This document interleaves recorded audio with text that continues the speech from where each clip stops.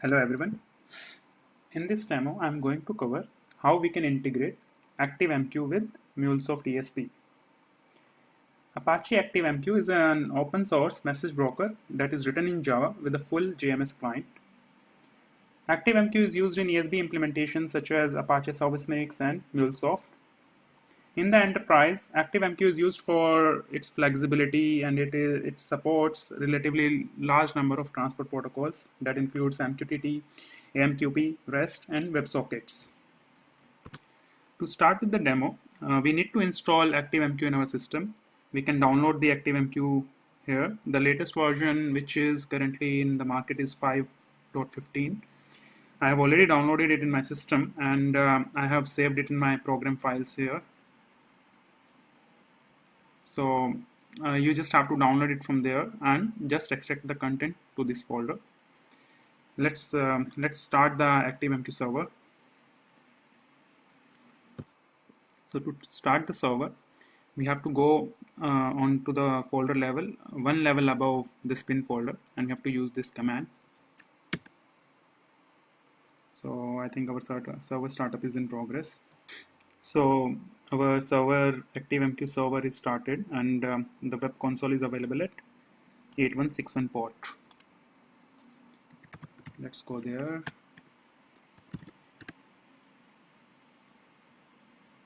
I have already logged in to this, so it is not asking me the credentials. It will ask you the credentials when you will log in for the first time.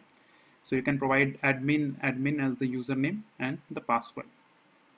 So let's click here. Here you can check all of the available queues, topics, subscribers, and the connections. So right now I don't expect any queue to be available here because this is the first time we are doing it. So now the ActiveMQ installation is completed. Let's create a project in Mulesoft. I'll give the name of the project as ActiveMQ with Mule or Mule integrate with MQ. And I'm not selecting any option. I'm just providing 3.8.4 Enterprise Edition version and finish it. So I have dragged HTTP palette, JMS palette, and this set payload palette. Let's configure these. For HTTP, I'm providing the very basic configuration, and the port number I'm providing is 8091. You can provide the one which you like, and the path as send message. Allowed methods should be post because we are going to post some JSON content. And let's save it. For JMS, let's keep it as one way. Queue I'm providing as Mule queue, and let's configure the connector. So you have to provide ActiveMQ here. Okay. Once you press OK, it will ask for details here. Let's provide the specification as v1.1, and it listens on this port, and username and password as admin. You can see that. Okay. Let's save it. And insert payload, let's say my Mule message published successfully on MQ. Let's save it. Let's run this project. So this project was failed because it says some class was not found. I'll tell you why it failed. So we have to set up the build path to avoid that failure. Just go here and set the build path. So once you go here, I already have this jar available. You have to click on add external jar and select this particular jar from your local folder or local repository, and OK. So you will be able to see this jar and under reference libraries here. So now once you are able to see this jar, let's try to run the project again. This time my project should be deployed successfully. Okay, so we can see the status as deployed here. Let's test it. using Postman client. So this is my HTTP endpoint to what I have to post. This is the post, and this is a JSON message what I have taken from online. You can put any JSON message to test this. Okay, so let's send this message, and we got this message back. My Mule message published successfully to on MQ. Let's see on the ActiveMQ server how it looks.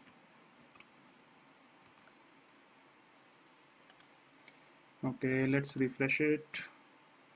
Okay, so it created the queue also for us, and we can see the number of pending messages as one, and yeah, but there is no consumer right now, and we can see some logs also have gone after the message was posted. Let's see now how we can consume that message. Let's stop the project. To consume the message from the Mule queue, I have created another flow. I'm using a GMS palette and a file adapter connector to write that message to a file. And it's very simple because the flow is starting with this GMS connector here. So it is acting as a subscriber now, and there is no difference in the configuration. It is the same configuration.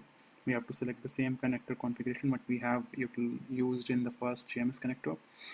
And for the file thing, I have provided this path here, which is under my source test resources folder, and this is a new folder what will be created there. Let's run the project now again. So my project is deployed successfully. Let's see if let's publish a new message again to the postman. Okay, so our message was published successfully, and we can see that message here.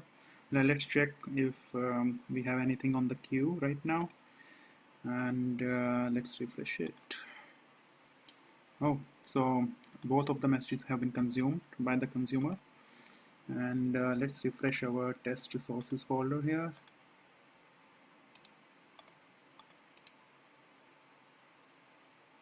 Okay, so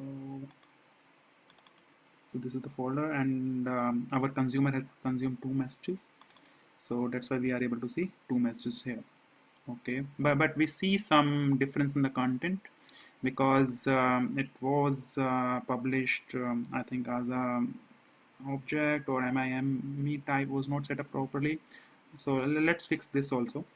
Okay, so now if we see, the content looks good. The only change what I have done in my flow is that after HTTP connector I have placed this object to string. So it will convert the object whatever we are getting on this HTTP endpoint to a string. Okay, I think now the response looks pretty much the way we have posted from the postman. Okay, that's it. So you can start using ActiveMQ with Mulesoft and start creating new flows. Hope you liked the video. Thank you very much.